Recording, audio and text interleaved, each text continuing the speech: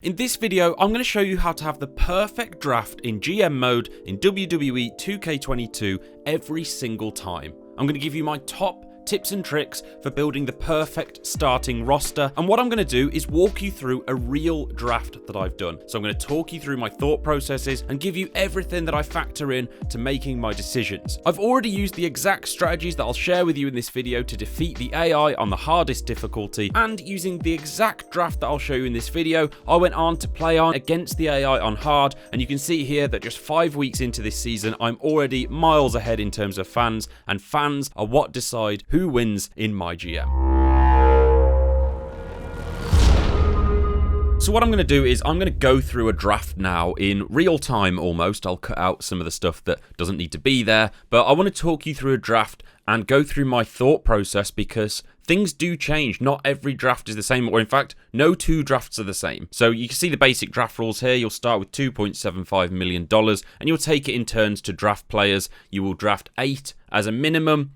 And spoiler alert, the AI tends to draft 14 people.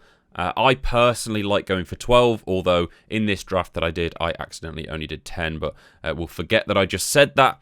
And what I want to do now is talk through my number 1 pick. And what I want to do with my number 1 pick is I want to pick someone that is extremely good. So if you look at the left of the player names, you will see the star rating. I'll just call them like 5 stars if the star is full, so we can see Drew McIntyre is 4-star, Roman Reigns as well. Popularity, the right-hand column is really important, and stamina, the one next to popularity, is really important as well, as is the cost, the role, and the class. There's a lot of things to bear in mind here. What I will say about my number 1 pick is that I'm not just looking to pick the best person. What I want to ensure is that I can pick someone that's really good that has a solid matchup. So if we look here, we will see that we've got a number of good men fighters, male fighters that could be our potential first pick. We've got Drew McIntyre and Roman Reigns. They're both 4-star. We've got John Cena as well, who is 3-star. His popularity isn't quite as high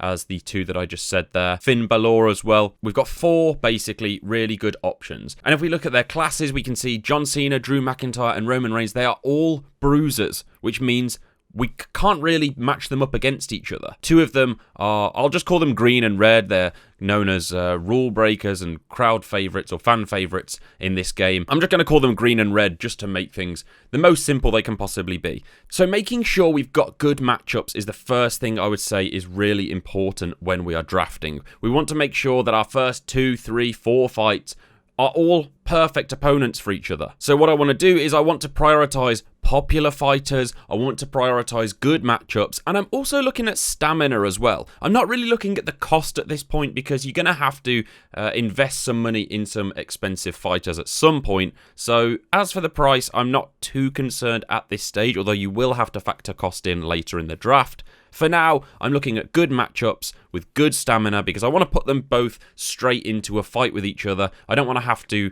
rest them immediately when these are my big guns, you know. I want to put them straight into headline slots on my show card. It's worth noting as well that you can change a fighter's role from green to red or from red to green using a promo. So if you can't get the perfect matchup, let's say we had a bruiser and a fighter that were both green or both red, you can use a promo to change one of them. But at this stage, as I've already said, I'm looking for my main fighters, my big guns. So I want to make sure they already are a good match, so I don't need to waste a week in a promo. I can just throw them straight into a title fight. So we have 3 bruisers, 2 green, 1 red. The green and red is good. We want them to be opposites to match up against each other. But bruisers, the fact they are all bruisers is not good. And we can see that only Finn Balor is a fighter. What this means in my head is that I think I need to take Finn. And the reason for this is because I don't know who my opponent is going to draft. So let's say we went in here, we picked John Cena, or we picked Drew McIntyre, a green bruiser,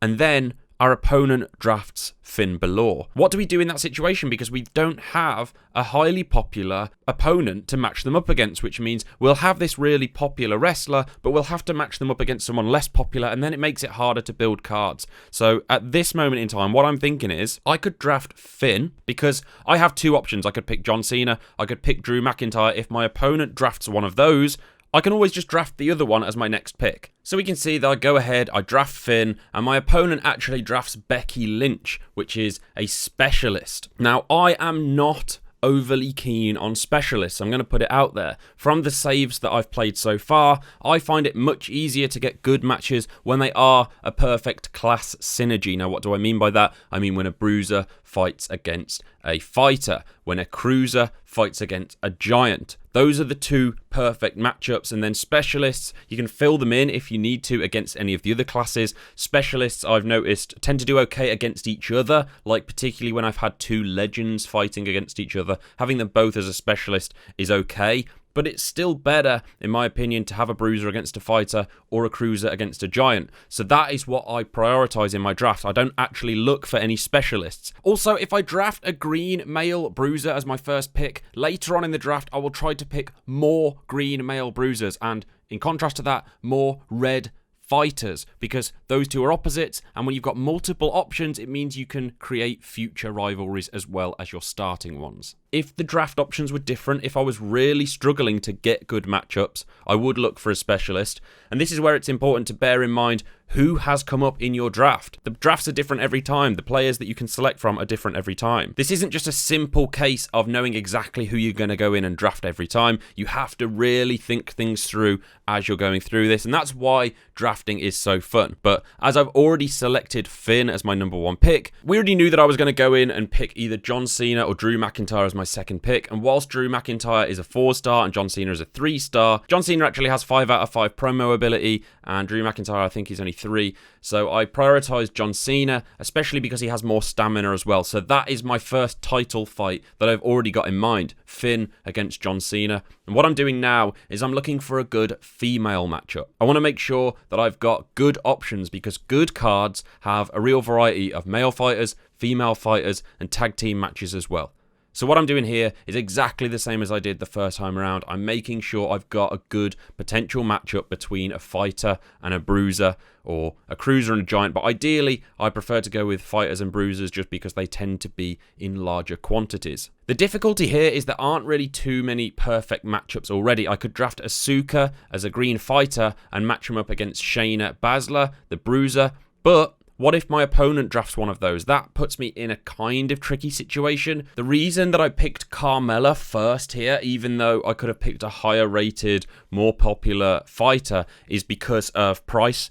So Carmella was a cheaper fighter, and she still gave me some of the synergies that I needed. So she's a red fighter, she's a rule breaker fighter, fairly popular, has very high stamina as well. My idea was to match her up against Bianca Belair and as a green bruiser, and if my opponent drafted Bianca Belair, I could draft Rhea Ripley instead. Someone with almost as high stamina, almost as high popularity, and I believe the same promo card ability as well for a cheaper price. So if I'd have drafted Bianca or Rhea first and then my opponent drafted Carmella, what I would have had to have done was draft Asuka probably and use a promo to change the role. And remember what I said earlier, what I'm looking to do at this early part of the draft, especially, ideally throughout the entire draft, but especially in the early parts of this draft, I'm looking to create perfect matchups that don't rely on using promos to change things straight away. So I've already got 2 perfect title fights in mind here. John Cena against Finn Balor. I've got Bianca against Carmella. I can give the belt to one of those and have a good matchup straight away. They've all got fairly good stamina, and this is basically the perfect start to a draft in my opinion. But with the way that I do it, with the things that I bear in mind, you can almost always get a perfect matchup. It doesn't really matter who your opponent picks, because what you're doing is you're looking to ensure that you always have multiple options. That's the way I do things here. So now I'm going back and I'm looking at Drew McIntyre and I'm thinking, well, this 4-star fighter still hasn't been picked. He's extremely popular. He's fairly good at promos. His stamina isn't that good, but is he too good of a fighter to turn down at this stage? He's a green bruiser. There aren't many red fighters at the top of this draft. But what this means is I could potentially draft a cheaper fighter, because you do have to draft cheaper fighters as well. You have to work within a budget. You can't just go drafting the most expensive people every time. So what I'm looking at here, I'm thinking, let's draft Drew and let's find a cheaper red fighter. I already knew that there was some lower down the list. So as you'll see here, I'll go down and I'm looking at Xavier Woods. I could change his role potentially because Drew McIntyre is green. Xavier Woods is green as well. They're going to be a good matchup, a fighter against a bruiser, but can I find a red fighter instead? We go further down the list. We've got Randy Orton. He's 3 out of 5 on the promo rating. So do I go with Xavier Woods? He's about the same popularity. He's got a little bit better stamina and he's better at promos as well. Or do I go with the slightly cheaper option, Randy Orton, where I don't have to use a promo to change his role? And the decision that I eventually make, as you should already know from what I've told you so far, is that I decided to go with Randy Orton because of the fact that I don't need to waste that promo. What I will say about this specific draft is I think I went a little bit over the top in terms of the cost that I was spending. What I would do if I could turn back the clock on this specific draft at this point, once I'd already got 6 really good fighters that are good matchups against each other, I would start to look further down the list, towards the bottom of the list, the lower popularity fighters, because you can build them up over time. You can raise their popularity. You can throw them in tag team matches with more popular fighters. You can build rivalries. They're good for the middle of the card, where you want the middle of the card to be the least popular fight of the night always. Instead, what I do is I go ahead and draft another expensive fighter. I've still got plenty of money in the bank, so it's not the worst thing in the world, but it does mean that ultimately I go on to only draft 10 fighters, and ideally I want 12. The reason that I want 12 is because I'll then go in and pick up a free agent or a legend or 2 free agents or 2 legends. Because I only draft 10, what it means is that I really need to pick up 3 or 4 free agents or legends over the coming weeks to make this work. What I'm looking at this stage is the fact that I don't have any cruisers or any giants on the roster at all, but there don't seem to be that many good cruiser and giant matchups. We can see that Sasha Banks is a cruiser, Nia Jax is a giant, but they're both green, which means I'm going to have to change one of their roles. So I'm debating, do I go with another bruiser and another fighter, or do I get Sasha and Nia and change one of their roles? And eventually, the decision that I make, comparing Sasha and Nia versus Shayna as a red bruiser and Kaylee Ray as a green fighter, I decide that Sasha and Nia's popularity is just so much higher. Obviously, they're more expensive as well. But eventually, I go on and I draft first Nia, and then because my opponent doesn't draft Sasha, I then pick up Sasha as well. The reason that I didn't go for Sasha first is because I had Naomi further down the list as another alternative green fighter that would save me a bit of cash. There weren't many giants on the list, so I wanted to make sure that I locked the giant in first. Coming out of the draft, depending on how you've played it, you'll want to have a reasonable amount of money in the bank. So my opponent comes out with like $100,000 or $150,000, I think. I think I come out with about $400,000. The reason for this is obviously because I've planned to sign a legend, sign some free agents, and my opponent has basically signed everyone they already need already. So there are 2 different ways you can do it. Pick up everyone you want in the draft and you know who you're getting, or you take a little bit of a gamble because you don't know what legends are going to show up. You don't know what free agents are going to show up. You could only draft 8 people here and plan to sign more from the legends, but they're expensive over the long term. I recommend personally going for a draft of 12 and then taking a small gamble on the legends and the free agents, because 12 is a good number. If you don't get the legends that you need or the free agents that you need, you've still got enough fighters to put on shows for a couple of weeks. So at this stage, I've drafted 8 people, and I could finish the draft right now if I wanted to. 8 is the minimum that you need for the game to allow you to exit it. Definitely go for more than 8. And at this stage, what I'm thinking is I need some slightly cheaper fighters. I need to expand my roster without investing too much. I'm aware that my opponent has a much bigger budget, or they have much more left in their budget, so they've already had some better value picks. So what I'm doing here is I'm going through and I'm looking at the cheapest options that I've got. I'm looking at their promo ratings. Ideally, I don't want someone with a 1 or a 2 promo rating, and I want someone that's going to be a good matchup. I want a giant against a cruiser in the male division. I've got Keith Lee here, who's 86 stamina. I can put him straight into a fight if I need to. 56 popularity, not the lowest, and he's got a 4 out of 5 promo rating. That seems pretty good to me. He's still a little bit pricey at just shy of $208,000, but I draft him anyway. I have a fighter option in mind to line up against him. As he's a green giant, I've got the red cruisers that I can match him up against, and Mustafa Ali was the guy I had in mind without needing to use a promo on him, because he's got a 3 out of 5 promo rating, as has Angel Garza, but he's just a little bit more expensive. He's only 1 extra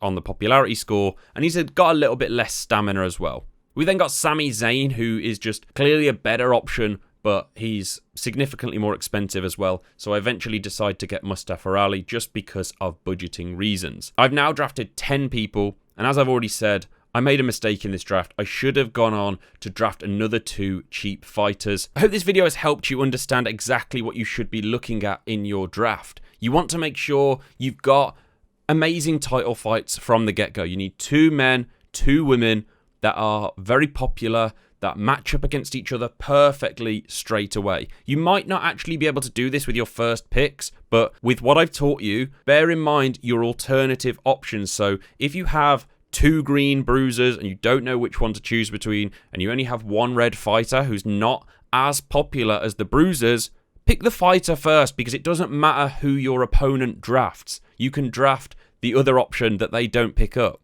It's really important to not just play who you are drafting, but play against who your opponent could potentially draft as well. You don't want to pick up someone who only has 1 good matchup and then have your opponent draft them. So I hope you found this useful. I hope you've understand sort of the thought processes you need to go through to make a good draft. If you have found this video useful, then do click that like button. And if you've got any questions about the drafting process at all, drop them down in the comments section below. I'll reply to as many people as possible. Hit the subscribe button as well if you're interested in seeing more gaming guides going forward.